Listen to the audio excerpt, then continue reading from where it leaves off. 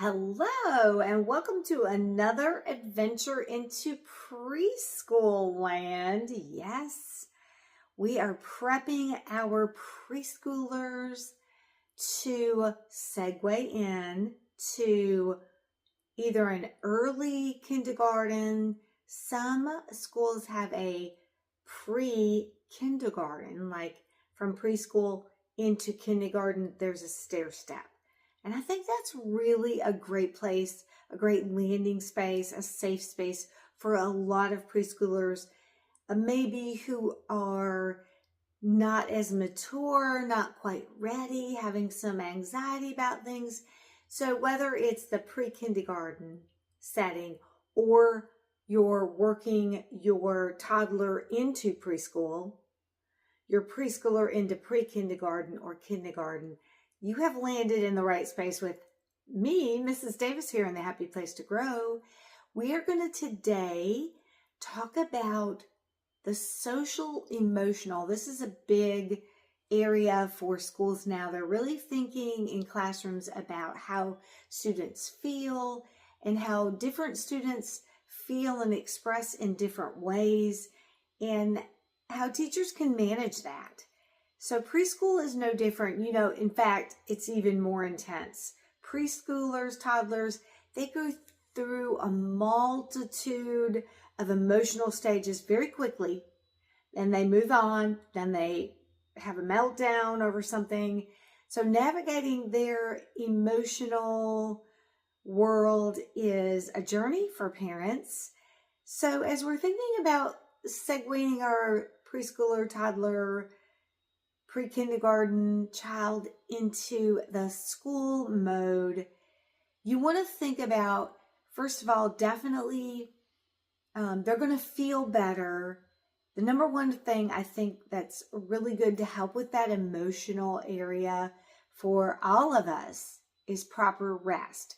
So before your toddler goes to preschooler, your preschooler goes to pre-kindergarten, etc., make sure you've established a good routine for bedtime, whether it's a set time and you have a set routine. Do that every night and definitely strengthen that and make that a routine long before they go to school. So at the end of summer, getting closer to the start of the preschool time that they're going to be launching out, make sure you start that and you're already doing that. I know in the summer sometimes we get off course, we're on vacation. So get back to that. Make sure you have a start for bedtime, the routine, whatever it is you do, and then a wake up time. So you might want to have a special little clock. My grandson has one that has a little light, and that lets him know it's time that he can get up. And they talk about the time, but they don't know how to tell time, but they can notice a light. It could even be a little clock that says, "Good morning, so-and-so." My clock says, "Good morning, Gigi, it's time, rise and shine," So make it a fun time. And again, proper sleep. If you don't get the right sleep, you're definitely going to feel cranky. So start with that. And then, of course, you want to build a positive vibe long before going to school. So talk about the school that they're going to, their teacher, visit, maybe get a t-shirt. I know when I took my grandson to pick out some shirts, they had a clothes closet at his preschool where you could go pick out some shirts. And I went and I got a t-shirt that had the name of the school on it just to support him. So build the positive aspects. Talk about new things they're going to do, new friends they're going to see. Go visit the school, see the playground, see the art room, visit the teachers. Make it a very positive experience all the way around. So build that up first. And then if you're thinking about the social aspect of it, hopefully your preschooler toddler has been able to be exposed to other kids, because they're going to be one of many not one of one at your house, or one and the siblings. So they're not going to be the special focus, if you please. They're special and they will be a focus, but they're not the only one. So as you're thinking about guiding them, talk about how they're going to be sharing space, sharing the teacher's attention. And the teacher will go through this too, about how to take turns and raise hands. But you can start building that. If they have play dates or they go to a mother's morning out, they're going to get exposed to being around other children. And that's what we did for my grandson. We found a little play group, a mother's morning out. But this one, actually, I went with him, and he learned to interact with other children his age, some were a little younger, some were a little older. He learned to take turns, share toys, sit down, listen to the teacher, hear stories. So building that connection that the teacher is going to be interacting with lots of other kids, but it's okay. You're still special, but they are too. And you have to wait. So maybe you can practice things at home where if your toddler or preschooler wants your attention right then, but you're busy, you say, now I want you to work on this, or go over here, or do this. You know, mommy's busy, or I say, Gigi's busy right now, but in just a minute, I will check in on you and see what you need. So right now, do this. So you can help build their ability to wait. So as we're thinking about transferring into school, we're getting them prepped by making them wait a little bit. And also, how about those big feelings? Sometimes they're happy, sometimes they're sad, sometimes they're mad, sometimes they're glad. You never know what's coming out, what's going to affect them. So you may want to talk about how to express feelings. And I'm sure you're doing this at home, but in a classroom setting, it can be a little bit different, a little intimidating. There can be different kinds of experiences that they encounter, so they may not have had time to think about how to respond. So maybe you can get a poster or a book that shows different kinds of feelings, and you can talk about, yes, sometimes you might feel sad when I drop you off and you're not with me, but you're going to be with your teacher, and you're going to be with your friends, and you're going to enjoy lots of fun things. And I'll be at home, and I'll come and get you when the day's over. So talking about it's okay to feel sad or a little lonely, but you'll get back together again at the end of the day or when school's over. So talk about feelings. It's okay. They're legit. You know, they may get angry because their friend got the toy they wanted. So talk about ways, read books, model ways that they can outlet their anger.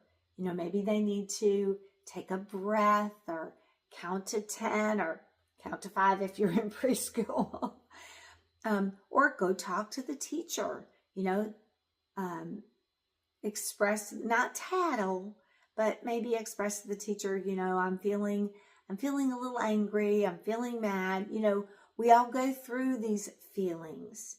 How do we express them in the right way? Not just have a meltdown.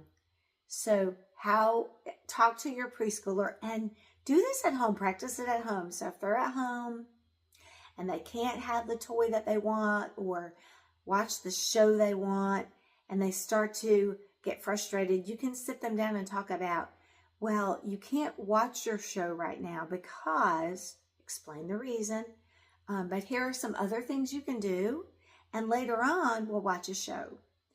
So, and if they're feeling frustrated about it, you can talk about, you can go over there and color, or you can take a breath, or maybe let's go for a walk right now. Let's get out of the house. So talk about those big emotions, happiness, sadness, loneliness, frustration, anger, jealousy maybe, and then model ways at home they can outlet and express those. Practice that way before they ever get into school, because these emotions are real. They are big, and they are going to have to navigate. Now, even though you model, and even though you talk about those feelings, and even though you practice them at home, they're still going to have days where they experience emotions. They make wrong responses. So the teacher at school is going to help you also with her or his expectation. Teachers do a really good job at providing that structure, that security. They have reward systems in place, expectations that they model. And of course, they know that preschoolers have about a 3-minute attention span, or 4 or 5, however old they are. And they're really great to be patient. They've practiced, they've worked with a lot of kids. So don't worry about if your preschooler has a rough day. You can bring them home. Usually there's a progress report that comes home. My grandson brings a little report every day. This is what he did in the morning. He had a great day, or he had a not so great afternoon, whatever. They clue you in. You can talk about, what were you mad about today? What upset you? Why did you get upset and scream out, or whatever happened? Talk about that, but assure them that these feelings are normal. Everybody feels them. You feel them. I feel them. It's okay. It's how we respond. And even if we don't have a good response, we can work on that. Well, next time, what can we do? Or after you felt frustrated and angry, how did the whole day play out? What did you do to help yourself, or what did your teacher do after you had to maybe have some time out? You had to sit and think. What happened after that? What made the day better at the end? So talk about inappropriate responses, better responses, and then how did the rest of the day go? And of course, when you're at home, you're modeling. And I know as parents and grandparents, we all have our moments of frustration. You can model when you get angry or you get frustrated. You want to play out the same scenarios that you expect them to. So, no meltdowns, no frustration, no hollering. If you don't want them to holler or scream, then your response needs to be calm. Mommy's feeling a little frustrated right now.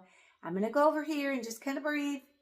What you're doing is not appropriate, but I'm going to take a moment and then we'll talk about it. So you modeling. Now, you're not always going to get it right either. You're going to have moments that you get angry and frustrated. We all do.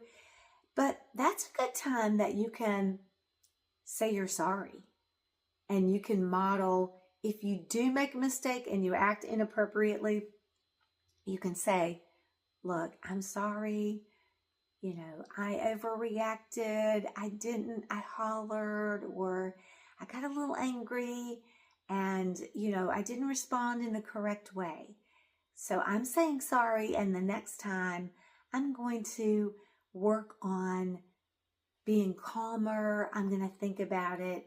And I know yesterday my grandson was tired and grumpy, and I had done something special for him, and he was real pouty. And so I said, okay, I just got frustrated. And I was like, okay, we're not even going to do that. I'm going to take this treat away. And, after the fact, I was like, oh, I shouldn't have responded that way. But, it was really sweet, because he knew that he was a grumposaur. He said, I'm sorry. I do want my treat. And he was thankful for my effort, and he said sorry, and the day rolled on. Hey, and that's another thing. Talk about saying please and thank you, and expressing those grateful feelings that you are really appreciative of your teacher and what they're doing. So please and thank you go a long way. Well, navigating the social, emotional aspect of a preschooler, a toddler, a kindergarten, even an adult is a journey. I know you're going to do great. So, as always, keep on going.